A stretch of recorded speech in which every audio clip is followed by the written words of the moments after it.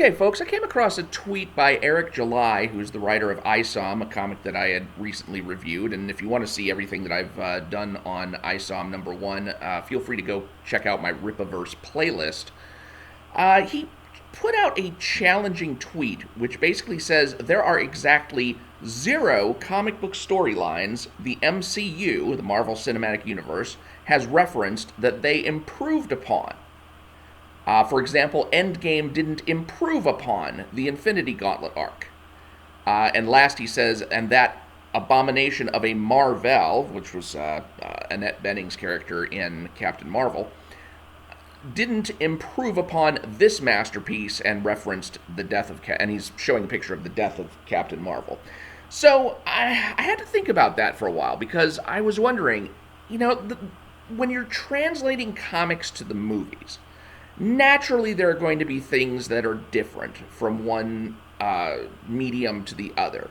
Sometimes it's the technical limitations, sometimes it's just how much do I want to really try to explain this. I mean, a great example of that would be Sam Raimi's decision to give Peter Parker organic webbing as opposed to having him build his own web shooters, like Peter Parker did in the later movies. So, obviously it wasn't an impediment to the later Spider-Man movies to have manufactured web shooters as opposed to organic web shooters.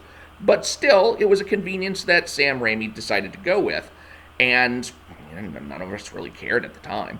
So, that there's never going to be a one-to-one transition from the comic book medium to the movie medium. But have there been, in the Marvel Cinematic Universe, any real improvements on what's gone before? And, in order for it to be an improvement, I would have to say that not only does it have to be as good as or better than the story that came before it in the comics, but the MCU version would really have to be better to the point of it would be better that the old version didn't even exist.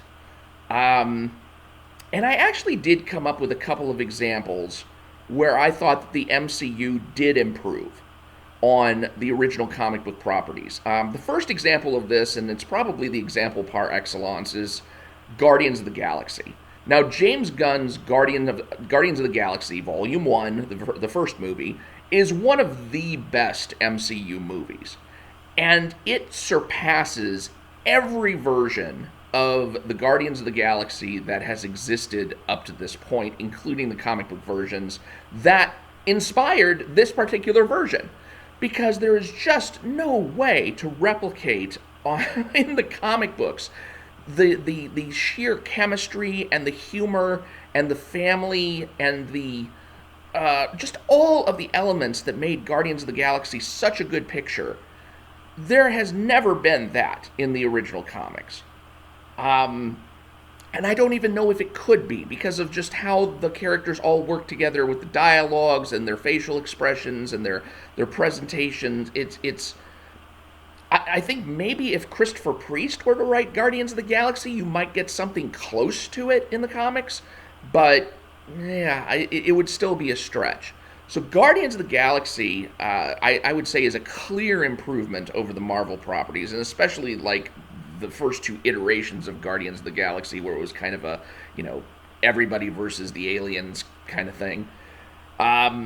Which I will be getting in one of Marvel's Epic collections, by the way. They're going to come out with, I think it's Earth Shall Overcome as Volume 1 in the Guardians of the Galaxy Epic collection. So I will pick that up, because I do want to read that original series and see how that was. But from what I remember of the few times that the Guardians of the Galaxy crossed over into regular Marvel continuity, it didn't particularly impress me at the time. So Guardians of the Galaxy is one area where I think the MCU definitely improved over the Marvel comics. The second area I would say is Ant-Man. Now, Ant-Man, he was a founding Avenger originally in the Marvel comics when it was Hank Pym who was doing the Ant-Manning. And, of course, so we don't have a real one-to-one comparison there, although we do have Scott Lang, who took over from Hank Pym to become Ant-Man later.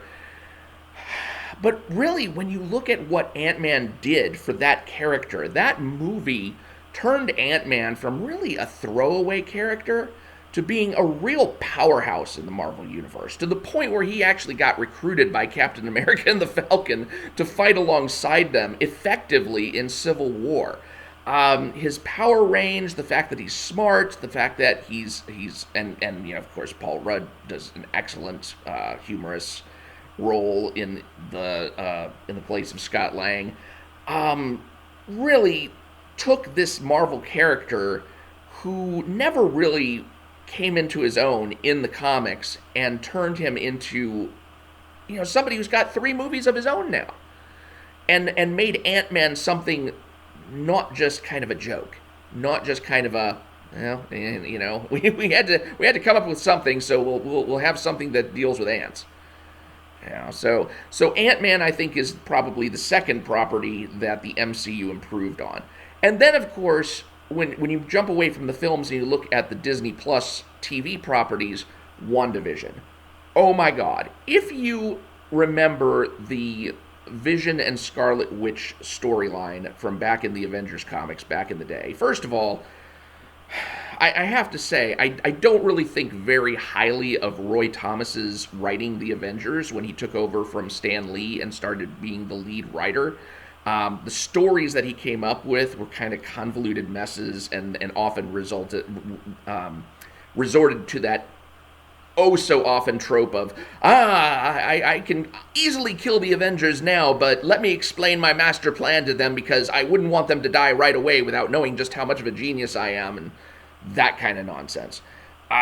If you look at his introduction of the Vision, if you look at the budding relationship between him and the Scarlet Witch, I think there is some emotional progression there, but it's very, very dim compared to the progression that we see in Civil War going through Infinity War. In the space of 2 movies, the MCU was able to capture this bonding between the 2 of them to the extent that when you felt the loss that Wanda felt in Infinity War, it was palpable, absolutely palpable, in a way that it never really was in the comics. Now, there was some reference back to John Byrne's run on West Coast Avengers, where he basically disassembled the Vision for the first time, and later the Vision would be blown apart again in the Avengers Disassembled arc by Brian Michael Bendis. But that was way much later. In the John Byrne arc, you had both the Wanda losing her kids, and then losing the Vision, and then losing her mind, but it never really felt organic in the same way that the MCU took her through that process. And for the MCU to have taken Wanda down this dark road, culminating in her appearance in Doctor Strange 2, what they did with her character throughout WandaVision and Doctor Strange 2, you have to see that as an improvement over just how she was almost a plaything of forces beyond herself in the regular Marvel Comics universe. Especially through House of M, which never was portrayed in the Marvel Cinematic Universe as yet.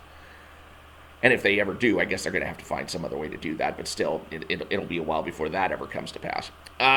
So I would say Guardians of the Galaxy, Ant-Man, WandaVision, those are the 3 main items that where the Marvel Cinematic Universe has made improvements on.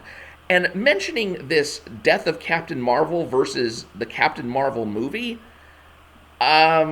excuse me, but they haven't even done any kind of thing like the Death of Captain Marvel yet. If you're not familiar with that storyline, the Death of Captain Marvel talks about the original Mar-Vell, who was played by Annette Bening in the Captain Marvel movie. But it was the person who had the mantle of Captain Marvel at the time developing cancer and dying not of a grand epic battle with evil where, everything's on the line and this hero sacrifices himself to save the day. Instead, it was a story about somebody who gets cancer and dies of cancer. And there's a lot of emotion that goes into the story, but at the same time, I don't know. I have the story somewhere, but I don't remember being that completely overwhelmed by it. I mean, it's just a matter of here's somebody who gets cancer and dies. And I guess because, people were becoming more and more aware of cancer deaths over the years, that was something that resonated with a lot of people. And maybe it was just something special that Marvel decided to take out one of their characters in that way.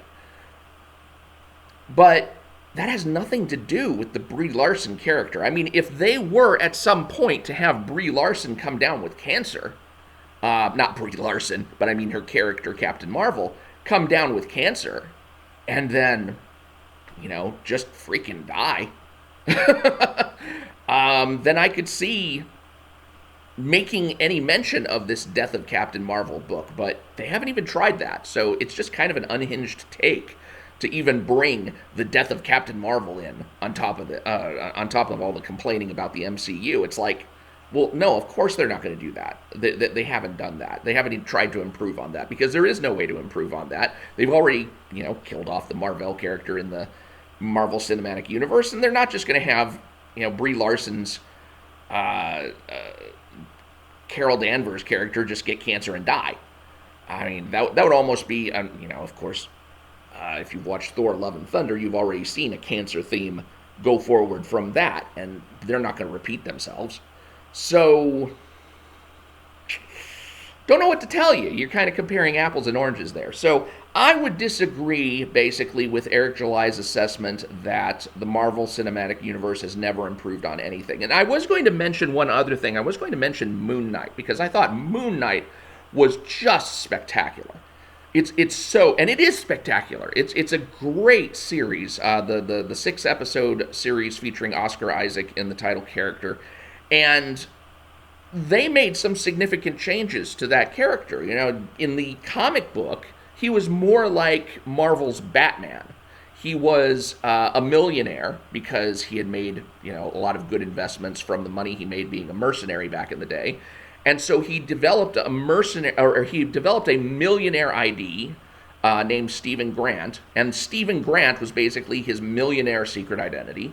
And then, of course, you had his mercenary identity, his real character of Mark Spector. You had the superhero Moon Knight, and then you had the cab driver Jake Lockley, who was akin to Matches Malone from Batman's DC lore. And that was the disguise that he used in order to go and pick up information from the seedier parts of town. And I thought about including that and saying that the Moon Knight series that was offered to us by Disney Plus was an improvement over the Moon Knight in the comics. But they're so different, and they make so much more reference to the later things of Moon Knight in the comics, that bring in more Egyptian lore, that make Khonshu into a real god, Egyptian god, as opposed to just somebody who is a psychological crutch for Mark Spector in the comics, which is how he's portrayed early on. There is a lot of the supernatural element that really doesn't come through until the last days of Moon Knight's first series and more of his later series going forward. And so they're really two different things, and I could still see the value in portraying the kind of Moon Knight on the screen that actually existed in the comics. It's not like I look back at the comics in that case and say, oh, well, yeah, I mean, this stuff that Marvel did for the MCU is so much better that I would never really want to see that portrayed. I'm almost a little disappointed that we didn't get to see the original material portrayed, not because it necessarily would have been better than what the MCU accomplished, but because it's different and it's unique enough of a concept in its own right that it kind of deserved its own portrayal. But, we'll probably never get it unless they, someday, 50 years from now, 100 years from now, they decide to reboot the whole MCU thing and take things forward from there. So Moon Knight's kind of an honorable mention, but at the same time, I think that the original material from that series still holds up pretty well, to the point where you can't really say that it's totally drowned out by what Marvel accomplished in the cinematic universe. So that's my opinion. I don't think it's true that absolutely nothing that Marvel has ever done in the cinematic universe has compared with the comics. I think there have been improvements. Guardians of the Galaxy, Ant-Man, WandaVision. Those are all three excellent improvements on the storylines that occurred in the comics, with Moon Knight being an honorable mention there. I'm Mike Partika. Thank you for watching. Please do subscribe if you haven't already, and that way you'll get notified when the next videos arrive. And I will talk to you later.